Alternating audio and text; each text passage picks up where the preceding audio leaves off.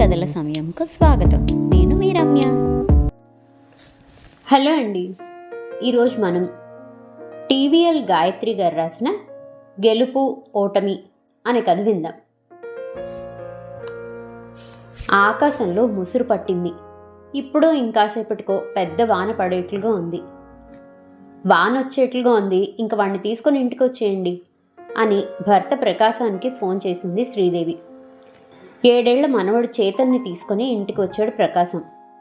గార్డెన్లో ఫ్రెండ్స్తో ఆడుకుంటూ ఆ కాసేపు అమ్మమ్మని మర్చిపోయిన చేతన్ ఇంటికి రాగానే అమ్మమ్మ కోసం ఏడవటం మొదలుపెట్టాడు. వాణ్ణి సముదాయించి అన్నం పెట్టేసరికి తల ప్రాణం తోకకొచ్చింది భార్యాభర్తలిద్దరికీ. అసలు జరిగిన కథలోకి వెళ్తే, చేతన్ పుట్టిన సంవత్సరానికి సౌరి భార్య వినీల ఆఫీస్ నుంచి స్కూటీ మీద ఇంటికి వస్తూ యాక్సిడెంట్లో చనిపోయింది. అంతదాకా ఇద్దరు పిల్లలకు పెళ్లి చేసాం, వాళ్ళు హాయిగా ఉన్నారని కంచికచెర్లలో కాలక్షేపం చేస్తున్న ప్రకాశం దంపతులకు ఇది చాలా పెద్ద దెబ్బ. అటు వినీల తల్లిదండ్రులు కూడా కూతురు మరణాన్ని తట్టుకోలేకపోయారు. వినీల తండ్రి సుధాకర్ ఎలాగోలా తిరుగుతున్నా తల్లి హైమ మాత్రం అంత తొందరగా కోలుకోలేకపోయింది. కూతురు పోయినప్పటి నుండి హైమకు మనవడు చేతన్ అంటే ప్రాణం. అందుకని సుధాకర్ దంపతులు అల్లుడి దగ్గరే ఉంటున్నారు. ఎప్పుడో తప్ప వాళ్ల కొడుకు అభిరామ్ దగ్గరికి వెళ్ళటం లేదు. మనవడిలో తన కూతుర్ని చూసుకుంటూ తృప్తి పడుతుంది హైమ. అప్పుడప్పుడు శ్రీదేవి ప్రకాశం వచ్చి కొడుకు దగ్గర ఉండేవాళ్ళు. అయితే హైమ వాళ్ళు ఉండడం వల్ల వాళ్లకు కొంచెం ఇబ్బందిగా అనిపించేది. ఈ మధ్య ప్రకాశానికి ఒంట్లో బాగుండటం లేదు. కొడుకు దగ్గర ఉండి వైద్యం చేయించుకోవాలని ఆశ. కానీ కొడుకు దగ్గరికి వచ్చి ఉండటానికి వీల్లేదు. సౌరి ఇంట్లో హైమ పెత్తనం ఎక్కువ. పోనీ భార్య పోయిన కొడుక్కి మళ్ళీ పెళ్లి చేస్తే బాగుంటుందనుకున్నారు ప్రకాశం దంపతులు. సౌరికి కూడా ఈ మధ్య తనకొక తోడు ఉంటే బాగుండనిపిస్తుంది. ఒంటరి జీవితం విసుగనిపిస్తుంది. అయితే అల్లుడు రెండో పెళ్లికి సిద్ధపడటం హైమకు చాలా బాధగా ఉంది. 4 ఏళ్లు కాపురం చేసిన తన కూతుర్ని మర్చిపోయి రెండో పెళ్లి చేసుకుంటానంటే చూస్తూ కూర్చోలేకపోతుంది హైమ. అప్పటికి హైమ కొడుకు అభిరామ్ కూడా తల్లికి నచ్చజెప్పాలని చూశాడు. అమ్మా, ఎక్కడి వాళ్ళు అక్కడ ఉంటే బాగుంటుంది. బావగారు ఇంకో పెళ్లి చేసుకుంటే నష్టం ఏమిటి? మీరిద్దరూ పెద్దవాళ్ళయ్యారు. పసిపిల్లవాడిని పెంచడం ఈ వయసులో సాధ్యం అవుతుందా? మన ఇంటికి పోదాం. కొడుకు మాటకు ససేమిరా అంది హైమ. ఇప్పుడు ఆడపిల్లలే మళ్ళీ పెళ్లిళ్ళు చేసుకుంటున్నారు. అతడు మగాడు, లక్షణంగా ఉన్నాడు, చక్కని ఉద్యోగం. పోనీ వేరే అమ్మాయిని తెస్తే మాత్రం ఏమైంది? వాళ్ళ సంసారం వాళ్ళు చూసుకుంటారు. ఎంతకాలం మనం ఈ చిన్నపిల్లాన్ని పెంచగలం? మనం మన ఇంటికి వెళ్దాం. కాస్త మనసు సర్దుకో హైమా అంటూ సుధాకర్ నచ్చ చెప్తున్నా హైమ వినటం లేదు. హైమకు అల్లుడి మీద కోపం తగ్గటం లేదు. దీనికి తోడు 2 రోజుల క్రితం కంచికచెర్ల నుండి ప్రకాశం దంపతులు వచ్చారు. వాళ్ళు రాగానే హైదరాబాద్లో ఉండే సౌరి మేనమామ రామకృష్ణ 2 సంబంధాల గురించిన వివరాలు తీసుకొని వచ్చాడు. ఇంట్లో పెళ్లి గురించి చర్చలు జరుగుతున్నాయి. తెచ్చిన సంబంధాల్లో ఒకటి అందరికీ నచ్చింది. జాతకాలు కుదిరాయని, పిల్ల బాగుందని మాట్లాడుకుంటుంటే హైమకు గుండె మండిపోతుంది. సాయంత్రం ఆఫీస్ నుండి ఇంటికి వచ్చాడు సౌరి. అతన్ని చూడగానే అప్పటిదాకా హైమలో అణిచిపెట్టుకున్న ఆవేశం ఒక్కసారిగా బయటికి పొంగింది. మీకెవ్వరికీ నా కూతురు గుర్తుకు రావడం లేదు కదూ? దాని చావు నాకు ఇంకా గుర్తుంది. మీరు మాత్రం నా బిడ్డను మర్చిపోయి టింగురంగా అంటూ రెండో పెళ్లి చేసుకోవాలనుకున్నారేమో. దాని ఉసురు కొట్టి తీరుతుంది. కళ్ళకళ్ళాడుతూ తిరగాల్సిన పిల్ల వెళ్ళిపోయింది. ఇంకే మీరు లక్షణంగా వేరే పెళ్లి చేసుకోండి. నా మనవడు మీ సరదాలకు తిరుగుళ్లకు అడ్డంగా ఎందుకు? వాడిని తీసుకొని నేను నా ఇంటికి వెళ్ళిపోతాను. మీరు మాత్రం కొత్త పెళ్ళంతో ఊరేగుదురు గాని. ఇంక మాతో మీకేమీ సంబంధం లేదు నాయనా అంటూ వలవలా ఏడ్చింది హైమ. ఈ హఠాత్ పరిమాణానికి నిర్ఘాంతపోయారు అందరూ. అక్కడే ఆడుకుంటున్న చేతన్ బిక్కమొహం వేసుకొని అమ్మమ్మని చూస్తున్నాడు. చటుక్కున లేచి తన గదిలోకి వెళ్ళిపోయాడు సౌరి. వెంటనే తేరుకున్న సుధాకర్ ప్రకాశం చేతులు పట్టుకున్నాడు. క్షమించండి బావగారు, కన్న తల్లి సమాధాన పడలేకపోతుంది. కొన్ని రోజులకు సర్దుకుంటుంది. ఇక్కడే ఉంటే హైమ వల్ల మీకు ఇబ్బంది. మేము మా ఇంటికి వెళ్తాం. అన్నీ మెల్లగా చక్కబడతాయి అంటూ అప్పటికప్పుడు భార్యను తీసుకొని వెళ్ళటానికి తయారయ్యాడు సుధాకర్. చేతన్ను పట్టుకొని బోరుమంది హైమ. జాగ్రత్తగా ఉండి నాన్న, నీకింకో ముద్దు ముచ్చట్లేం జరుగుతాయి? నిన్ను వేయించుకు తినటానికి నీకో సవత్తలు వస్తుంది. దానికి పుట్టే పిల్లలకు చాకిరీ చేస్తూ బతకాల్సిందే. నీతో ఈ ఇంటితో నా రుణం తీరిపోయింది. అంటూ ఆక్రోశిస్తున్న భార్య చెయ్యి పట్టుకొని బరబరా లాక్కెళ్ళాడు సుధాకర్. అమ్మా, బావగారు రెండో పెళ్లి చేసుకుంటే ఏమవుతుంది? వాళ్ళిద్దరూ పిల్లవాడిని చూసుకుంటారు. మీరు మన ఇంట్లో ఉండకుండా అల్లుడింట్లో ఉండటం ఏం బాగుంటుంది? బావగారికి కూడా వాళ్ళ అమ్మా నాన్నల్ని తన దగ్గర ఉంచుకోవాలని ఉంటుంది కదా. వాళ్ళ కొడుకు దగ్గర వాళ్ళు ఉండటం ధర్మం. పిల్లవాడు 4 రోజులు ఏడ్చినా తర్వాత సర్దుకుంటాడు. మీరిక్కడే ఉండండి. తల్లికి కాస్త గట్టిగానే చెప్పాడు అభిరామ్. హైమకు కొడుకు బోధ నచ్చలేదు. జరిగిన దానికి బాధపడుతూ కూర్చున్నారు ప్రకాశం దంపతులు. వాళ్ళని ఓదారుస్తున్నాడు రామకృష్ణ. హఠాత్తుగా అమ్మమ్మ వెళ్ళిపోవడంతో ఏడ్చి ఏడ్చి పడుకున్నాడు చేతన్. బాబు పక్కన పడుకొని ఆలోచిస్తున్నాడు సౌరి. అత్తగారు ఏడ్చిందని కాదు, కానీ తనకు తెలియని విషయాలు తెలియచెప్పింది.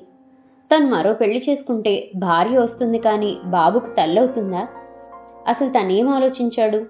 కొత్త భార్య వస్తే కేవలం బాబుని చూసుకోవడానికి మాత్రమేనా? ఆమెకు మాత్రం కోరికలుండవా? సొంత పిల్లలు కావాలని ఉండదా? అప్పుడు చేతన్ పరిస్థితి ఏంటి? అత్తగారు చెప్పింది చాలా వరకు నిజం. తన కొత్త భార్య బిడ్డను జాగ్రత్తగా చూసుకుంటుందన్న నమ్మకం ఏమిటి? ఆ రాత్రంతా నిద్ర పట్టలేదు సౌరికి. అమ్మమ్మ కోసం రోజు ఏడుస్తున్నాడు చేతన్. వాడిని పట్టుకోవడం కష్టంగా ఉంది శ్రీదేవికి. వాడికి బామ్మతో ఉండటం అస్సలు అలవాట్లేదు. ఊహ తెలిసిన దగ్గర నుంచి వాడికి తెలిసింది అమ్మమ్మ ప్రేమ, లాలింపు. ఇప్పుడు అమ్మమ్మ లేకపోతే ఆ పసి ప్రాణం కొట్టుకులాడుతుంది. ఆఫీస్కి సెలవు పెట్టి చేతన్ను చూసుకుంటున్నాడు సౌరి. అలా కంచికిచర్లకు వెళ్లకుండా కొడుకు దగ్గరే ఉండిపోయారు ప్రకాశం దంపతులు. ఒక వారం రోజులు కొడుకుతో ఆడుకుంటూ గడిపాడు సౌరి. హైమ కొడుకు అభిరామ్ సౌరికి ఫోన్ చేశాడు. జరిగిన దానికి బాధపడుతున్నానని, అమ్మ వాళ్ళని తన దగ్గరే ఉంచుకుంటానని, పెళ్లి సంబంధం కుదుర్చుకోమని సౌరిని క్షమాపణ కోరాడు అభిరామ్. ఆ రోజు రాత్రి చేతన్ పక్కన కూర్చొని కథల పుస్తకం తీసి వాడి చేత చదివిస్తున్నాడు సౌరి. నాన్న, సవితల్లి స్నో వైట్ లో విచ్ లాగా ఉంటుందా? చేతన్ ప్రశ్న విని ఆలోచనగా వాడి వైపు చూశాడు సౌరి. నన్ను చంపేయమంటుందా? చేతన్ కళ్ళు పెద్ద చేసి అడుగుతుంటే బాబుని గట్టిగా దగ్గరికి తీసుకుని, లేదు లేదు, మన ఇంటికి సవత్తల్లి అస్సలు రానే రాదు, నీకేమీ భయం లేదు అంటూ ముద్దు పెట్టుకున్నాడు సౌరి. నిజంగా? నిజంగా అంటూ వాడి తల మీద గట్టిగా చేయి పెట్టాడు సౌరి. చేతన్కు సంతోషం వేసింది. ఉండు, అమ్మమ్మతో చెప్తాను. సవత్తల్లి మన ఇంటికి రాకపోతే అమ్మమ్మ వచ్చేస్తుంది అంటూ పక్కనున్న సెల్ ఫోన్ తీసుకుని హైమకు రింగ్ చేశాడు చేతన్. మంచం మీద ఎగురుతూ అమ్మమ్మతో సంతోషంగా మాట్లాడుతున్న కొడుకును చూసి ఆలోచిస్తూ అలాగే కూర్చున్నాడు సౌరి. ఆ పక్క రోజే చేతన్ను తీసుకుని అత్తగారింటికి వెళ్ళాడు. అమ్మమ్మను ఖర్చుకుపోయాడు చేతన్. వాడిని గట్టిగా హత్తుకొని ముద్దులు పెట్టింది హైమ. కాసేపు అభిరామ్తో, సుధాకర్తో క్షేమ సమాచారాలు మాట్లాడి మళ్ళీ పెళ్లి చేసుకునే ఆలోచనను విరమించుకున్నానని చెప్పి చేతన్ను అక్కడే వదిలి వచ్చాడు సౌరి. చూసారా పిల్లవాడు ఎంత చిక్కిపోయాడో. ఆ శ్రీదేవికి వీడిని చూసుకోవటం తెలుస్తుందా అసలు? అప్పుడప్పుడు వచ్చి మోహం చూసిపోయే వాళ్ళకి వీడికి ఇష్టమైనవి ఏంటో ఎలా తినిపించాలో ఎలా తెలుస్తుంది? నేను లేకపోతే క్షణం ఉండలేడమ్మా నా బిడ్డ అంటూ ఆ పూటంతా పిల్లవాడిని పట్టుకొని వాడిని నిమురుకుంటూ కూర్చుంది హైమ. వాడు కూడా అమ్మమ్మని వదలకుండా ఉన్నాడు ఆ రోజంతా. ఏ దుష్టశక్తి వచ్చినా అమ్మమ్మ మాత్రమే తనను రక్షిస్తుందని ఆ పసివాడి భావన. ఆ రాత్రికే అల్లుడింటికి వచ్చారు సుధాకర్ దంపతులు. భారమైన హృదయాలతో కంచికిచర్లకు వెళ్లిపోయారు ప్రకాశం శ్రీదేవిలు. మామూలు రొటీన్ మొదలైంది సౌరికి. అయితే ఈసారి హైమ ఖాళీ దొరికినప్పుడల్లా మనవడిని దగ్గర పెట్టుకుని దుష్టురాళ్లైన సవతి తల్లుల కథలు చెప్పసాగింది. ఆవిడ అనుకున్నట్లుగానే చేతన్కు సవత్తల్లంటే ఒక భయంకరమైన రాక్షసి అనే భావన ఏర్పడింది. హైమకు సంతోషంగా ఉంది. సౌరి మళ్ళీ పెళ్లి చేసుకున్నా మనశ్శాంతిగా మాత్రం ఉండడు. చేతన్ సవత్తల్లి నీడ కూడా భరించలేడు. వాడు తన దగ్గరికే వచ్చేస్తాడు. ఏ రకంగా చూసుకున్నా గెలుపు తనదే అవుతుంది. ఆ శ్రీదేవి కొడుకు దగ్గర వచ్చి ఉండటం కల్లా. కాలం గడుస్తుంది. కొత్త క్లాస్కి వచ్చాడు చేతన్. అందరూ కొత్త టీచర్లు. క్లాస్లోకి కొత్త మ్యాథ్స్ టీచర్ వచ్చింది. పిల్లలందరి పేర్లు అడిగి తెలుసుకుంది. గమ్మత్తైన లెక్కలు చెప్తూ పిల్లల్ని నవ్విస్తుంది టీచర్. కేరింతలు కొడుతూ ఉత్సాహంగా వింటున్నారు పిల్లలు. పిల్లలకు ఈ కొత్త టీచర్ భలే నచ్చింది. టీచర్ పేరు కాళింది. సౌరి వాళ్ళు ఉండే కాలనీ చాలా పెద్దది. 6 బిల్డింగ్లు ఉన్నాయి అక్కడ. చిన్నపిల్లలు ఆడుకోవడానికి గార్డెను, పెద్దవాళ్ళు యోగా చేసుకోవడానికి, వాకింగ్ చేసుకోవడానికి సౌకర్యంగా చక్కటి స్థలంలో చుట్టూ చెట్లతో ఆహ్లాదంగా ఉండే లగ్జరీ కాలనీలో అదొకటి. ఆ రోజు గార్డెన్ నుండి ఉల్లాసంగా వచ్చాడు చేతన్. అమ్మమ్మ అమ్మమ్మ, మా మ్యాథ్స్ టీచర్ మన కాలనీలోనే కనిపించింది అంటూ ఉత్సాహంగా చెప్పాడు. అక్కడున్న అరడజన్ బిల్డింగుల్లో ఎవరో ఒకరు రావటమో వెళ్లటమో ఎప్పుడూ జరుగుతూ ఉంటుంది. తండ్రి ఆఫీస్ నుండి వచ్చాక కూడా చేతన్ కాళింది టీచర్ గురించే చెప్తూ ఉన్నాడు. 4 రోజుల తర్వాత వాడితో పాటు కాళింది టీచర్ కూడా వాడి స్కూల్ బస్ ఎక్కింది. నేరుగా వచ్చి చేతన్ పక్కనే కూర్చుంది. వాడికి చాలా గర్వంగా ఉంది. వెళ్ళినంతసేపు పిల్లలకు రిడిల్స్, జోక్స్ చెప్తూ నవ్విస్తూనే ఉంది టీచర్. పిల్లలకు కూడా సరదాగా ఉంది. ఇంకో 1 రోజులు గడిచాయి. ఈ మధ్య ఓ 10 రోజులు సుధాకర్కు ఒంట్లో బాగుండలేదు. మాటిమాటికి ఆయాసం ఎక్కువ అవుతుంది. మామూలుగా చేతన్కు హోంవర్క్ చేయించే బాధ్యత సుధాకర్ తీసుకునేవాడు. ఇప్పుడు మామగారికి ఒంట్లో బాగా లేకపోవడం వల్ల పిల్లవాడికి కాలనీలోనే ట్యూషన్ ఎవరైనా చెప్తారేమోనని వాకప్ చేశాడు సౌరి. కాళింది టీచరు ట్యూషన్లు చెప్తుందని తెలుసుకొని ఆమె ఇంటికి వెళ్ళి మాట్లాడి చేతన్ను ట్యూషన్లో చేర్పించి వచ్చాడు. అభిరామ్ వచ్చి తండ్రిని తన ఇంటికి తీసుకుని వెళ్ళాడు. కొడుకు కోడల దగ్గర కొన్ని రోజులు గడిపి తిరిగి సౌరి ఇంటికి వచ్చాడు సుధాకర్. ఒకరోజు చేతన్తో పాటు గార్డెన్కి వెళ్ళింది హైమ. అక్కడ కాళింది టీచర్ కనిపించింది. చామన్ ఛాయ, 30 ఏళ్లు దాటుంటాయి. మొహంలో కాస్త ముదురుతనం కనిపిస్తుంది. కాసేపు కాళిందితో మాట్లాడింది హైమ. మరో 2 నెలలు గడిచాయి. ఈ మధ్య చేతన్కు కాళింది టీచర్ ప్రాణం అయిపోయింది. శని ఆదివారాలు వాడిని తీసుకుని లైబ్రరీకి వెళ్ళొస్తుంది కాళింది. వాడికి డిబేట్స్, పాటల ప్రోగ్రామ్స్ అంటూ కొత్త చదువులు మొదలయ్యాయి. వాడి ప్రాధాన్యతలు, కాలక్షేపాలు మారిపోయాయి. రాత్రిపూట వాడిని కూర్చోబెట్టుకొని సౌరి ఇంటర్నెట్లో చూపించే విషయాల పట్ల ఆసక్తి పెరిగింది. ఇంతలో సౌరి వాళ్ళు ఎదురుగా ఉండే అపార్ట్మెంట్ ఖాళీ అయింది. దానిలోకి కాళింది టీచర్ వాళ్లే వస్తున్నారనే వార్తను మోసుకొచ్చాడు చేతన్. వాళ్ళు ఇంట్లోకి వస్తుంటే ట్యూషన్ పిల్లలందరూ వచ్చి సగం సామాన్ సర్దేశారు. హైమ 4 సార్లు చేతన్ను అన్నానికి పిలిచినా రాలేదు. నేనిక్కడ తినిపిస్తానులేండి అంది కాళింది. చేసేదేమీ లేక ఊరుకుంది హైమ. కాళింది ఇంట్లో సాయంత్రం 7 దాకా ట్యూషన్ పిల్లలు ఉంటారు. చేతన్ లాంటి చిన్న పిల్లలకు 6కే ట్యూషన్ అయిపోతుంది. కాస్త పెద్ద పిల్లలకు 7 దాకా ట్యూషన్ చెప్తుంది కాళింది. ట్యూషన్ అయ్యాక కాసేపు ఫ్రెండ్స్తో గార్డెన్లో ఆడుకొని వస్తాడు చేతన్. ఆఫీస్ నుండి వచ్చిన తండ్రితో కబుర్లు చెప్తూ అన్నం తిని పడుకుంటాడు. ఒక్కోసారి కాళిందితో పాటు సినిమా చూస్తూ అన్నం వాళ్ళింట్లోనే తింటున్నాడు. పైగా వాడికి ఇష్టమైన కేకులు, పిజ్జాలు చేసి తీసుకొని వస్తూ ఉంటుంది కాళింది. దాంతో టీచర్ మాట అంటే వేదంలాగా వింటున్నాడు చేతన్. వీకెండ్స్లో వాడి ఈడు పిల్లలకు ఏవో ప్రోగ్రాంలు ఉండనే ఉంటాయి. ఇంతకు ముందులాగా వాడు అమ్మమ్మ అమ్మమ్మ అంటూ హైమ కొంగు పట్టుకొని తిరగటం లేదు. వాడి ప్రవర్తనకు ఉక్కిరి బిక్కిరవుతుంది హైమ. వాడు ఎదుగుతున్నాడు హైమ. ఎప్పుడూ నిన్ను నన్ను పట్టుకొని తిరుగుతాడో చెప్పు. గుర్తు తెచ్చుకో, మన పిల్లలు ఎలా పెద్దవాళ్ళయ్యారో. ఇప్పటికైనా మనం మన ఇంటికి వెళ్దాం. ఆలోచించు హైమ అంటూ భార్యకి అనునయంగా చెప్పాడు సుధాకర్. వినలేదు హైమ. ఆ రోజు ఆదివారం. పొద్దున్నే ప్రకాశం, శ్రీదేవి వచ్చారు. వాళ్ళు వచ్చిన కాసేపటికే రామకృష్ణ దిగాడు. ఆ సమయానికి చేతన్ను తీసుకుని లైబ్రరీకి వెళ్ళింది కాళింది. హాల్లో కూర్చున్నారు అందరూ. మళ్ళీ వీళ్ళు సౌరి పెళ్లి గురించి మొదలు పెట్టడానికే వచ్చారు అనుకుంది హైమ. హాల్లోకి వెళ్లకుండా వంటింట్లో ఏదో సర్దుతూ ఉంది. వంటింటి గుమ్మం దాకా వచ్చాడు సౌరి. అత్తయ్య, మీరు హాల్లోకి వస్తారా? నా పెళ్లి గురించి మీతో మాట్లాడాలి అన్నాడు సౌరి. విషయం హైమ ఊహించిందే అయింది. మళ్ళీ సౌరికి పెళ్లి ప్రయత్నం చేసుకొని తను ఏమాత్రం అడ్డు చెప్పదు. సవతి తల్లిగా ఎవరొస్తారు? చేతన్ను వదులుకుంటాడా? అప్పుడు కూడా గెలుపు తనదే. జీవితాంతం తండ్రిని, సవత్తల్లిని ద్వేషిస్తూ చేతన్ తన దగ్గరే ఉంటాడు. అప్పుడు కొడుకు ప్రేమ దక్కని సౌరి జీవితాంతం క్షోభ పడుతూ ఉంటాడు. తన కూతురు స్థానంలో ఇంకొకరిని తెచ్చి పెట్టాలనుకుంటే ఆ మాత్రం శిక్ష అనుభవించాల్సిందే. వంటగది గుమ్మం దగ్గర నిల్చున్నాడు సౌరి. మీరు పెద్దవాళ్ళు అవుతున్నారు. ఇంకా మీ చేత చేయించుకోవటం భావ్యం కాదు. మీకంటే నా బిడ్డను ప్రేమించే వాళ్ళెవ్వరూ లేరు. పోయినసారి మీరు వెళ్ళాక నేను నా భవిష్యత్తు గురించి, నా బిడ్డ భవిష్యత్తు గురించి ఆలోచించాను. వెతకగా అన్నిటికీ సరిపోయిన సంబంధం ఒకటి వచ్చింది. ఆమె డైవర్సీ. పెళ్ళయ్యాక 2 ఏళ్లకి బిడ్డ పుట్టిపోయింది. ఆ కాన్పు కష్టం కావటం వలన ఆమెకు గర్భసంచి తీసేశారు.